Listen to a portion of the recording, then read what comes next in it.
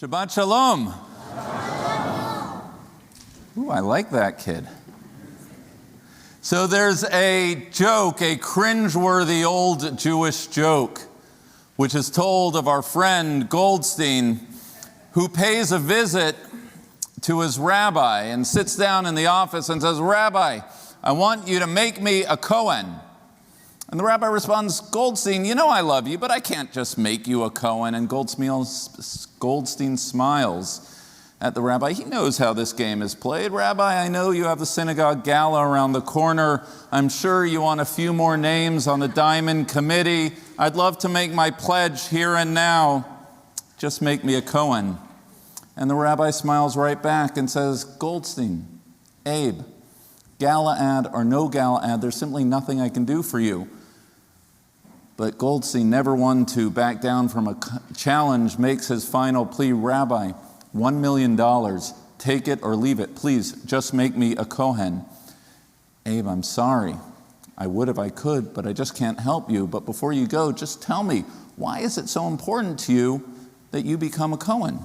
To which Goldstein replies, "Well, Rabbi, my father was a Kohen, his father before that was a Kohen, and his father before that was a Kohen." Whatever the challenges, pressures, and anxieties that came with being a Kohen, an ancient priest in Israel, at the very least, there wasn't a pipeline issue. To be a Kohen, to be charged with leading Israel's religious life, was no picnic. At the most basic level, they were entrusted with Israel's sacramental life, the rites, the rituals, and rhythms of a people as they sought to stand before God. Services, holiday services, making themselves available to the community at large and to every individual Israelite, differentiating between the pure and the impure, the kosher and the unkosher. To be a Kohen was a forward-facing position, your every move watched not just by God above, but by the very people whom you led. A Kohen was a person just like anyone else, but as clergy, he existed in the public eye and was thus held to a higher standard than anyone else. The job was 24/7, and it wasn't always pretty, jarring as it may be for us to read about the various afflictions described in this week's Torah reading. Think about the Kohen, who had to draw close to the raw and rough edges of every person's life experience. The Kohen had to deal with their blemished humanity and carry the heavy burden of deciding who was in and who was out of the community. I imagine it was nonstop. It was a lot, and it wasn't easy to have one's livelihood depend on the very people with whom you may agree with or, often the case, disagree with. And let's face it, it's not a job that anyone went into for the paycheck. But at the very least, there were no pipeline issues. You were a Kohen. Your father was a Kohen. Your children and grandchildren and children's children were going to be Kohanim, a staff structure built into ancient Israel, guaranteeing that every generation would be assured religious leadership, a system of mentorship and apprenticeship. The Kohens passed down generation to generation the stock of clergy in a perpetual state of regeneration and replenishment. That was ancient Israel. Our generation is not so lucky. We have a religious leadership pipeline issue, and it is a serious one. As I read the press, as I speak to my colleagues, as I hear stories, I don't just believe, I know that we are living through a clergy crisis, a crisis in the recruitment, training, placement, and retention of clergy to serve the present and future needs of the Jewish people. I'm not going to sugarcoat it. The news is not good, it is in fact bad. In the past few weeks, there have been major announcements of institutional contractions In the Reform movement, Hebrew Union College is deliberating the decision of whether to cease rabbinical training in its historic Cincinnati campus. In the conservative movement, the West Coast Rabbinical Seminary, American Jewish University, where I proudly attended for a year, just announced a proposed sale of their campus. Presumably in a bid to attract more students, they also announced slashing tuition by some 70%. Enrollment numbers are down. Graduating classes and entering classes are tracking well below what they used to. To use just one data point, my alma mater, JTS, the Jewish Theological Seminary, presently has about 60 rabbinical students enrolled, about half of what it was when I was a student. Chovevei Torah, the modern Orthodox seminary, is struggling for students, and even where the numbers are stable, like Boston's non-denominational Hebrew College, its campus was also just sold a few years ago. And training seminaries are just one data point in a bigger story, part of a cycle of a contraction across American Jewish life. In December, the conservative movement sent a letter to its congregations explaining that many of them would not be able to fill vacant rabbinic positions, with Reform congregations similarly reporting a 5 to 10% rise in unfilled pulpit. It's a leadership pinch felt by all, but most acutely by synagogues, for whom the idea of being a pulpit rabbi holds diminishing appeal. I never applied to a pulpit out of JTS. I was working on a PhD, but I remember the fierce competition between my talented classmates for those pulpits. Today, many of the best and brightest are gunning for entrepreneurial ventures outside of congregations. The crisis is not just with young rabbis, but all rabbis. The Great Resignation has hit the clergy community hard, with many rabbis taking early retirement, and even these once coveted large congregational positions are going unfilled. COVID hasn't done anyone any favors. Synagogue attendance and membership is down, as other markers of Jewish life are also. The other day, I spoke to a New York mohel who shared that his business is down 35 to 40% from his pre-COVID numbers. The data's not all bad. There are still wait lists for spots at the conservative movement's Camp Ramah. Independent learning ventures are sprouting up, and online content is booming. It's a crisis felt most acutely by progressive denominations, but evidence of erosion abounds, and the relevance of denominational labels is a question faced by everyone. The clergy supply chain issue is not, to be sure, just a Jewish one. Many seminaries and congregations of many faiths and denominations are contracting. And while my focus is on the training of rabbis, the story for cantors and Jewish educators of all kinds is as bad, if not worse. A pipeline crisis in the recruitment, training, placement, and retention of the very people we count on to build the Jewish future. Fewer choosing to enter Jewish education, fewer choosing to enter the rabbinate, fewer choosing to serve congregations, resulting in fewer congregations creating vibrant communities capable of producing the best and the brightest who will choose a life in service to the Jewish people. There are those who would say that I am exaggerating, that there are bright spots to be found, that the trend is just a cyclical one. I think those people are wrong and in denial. I think I am being kind. I think this is a vicious and self-perpetuating cycle that is an existential crisis for American Jewry. And if the first step is to speak openly and name the pipeline crisis, then our next step is to unpack why it is happening. Why aren't the best and the brightest entering the rabbinate? The problem, to be sure, long predated COVID. Being stretched thin, managing the budget and bureaucracy of a small to mid-size, cash-strapped, not-for-profit. None of us went into the rabbinate for board meetings and synagogue politics. We did so because we love Jews and we love Judaism. We love Torah, and we love teaching Torah. We want to communicate the riches of Judaism to the Jews we serve. But then rabbis discover a life of membership models, divisive politics on Israel or intermarriage or intersectionality.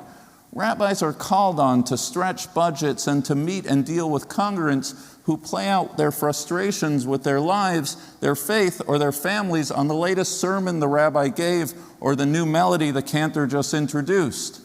COVID was just an accelerant to clergy burnout.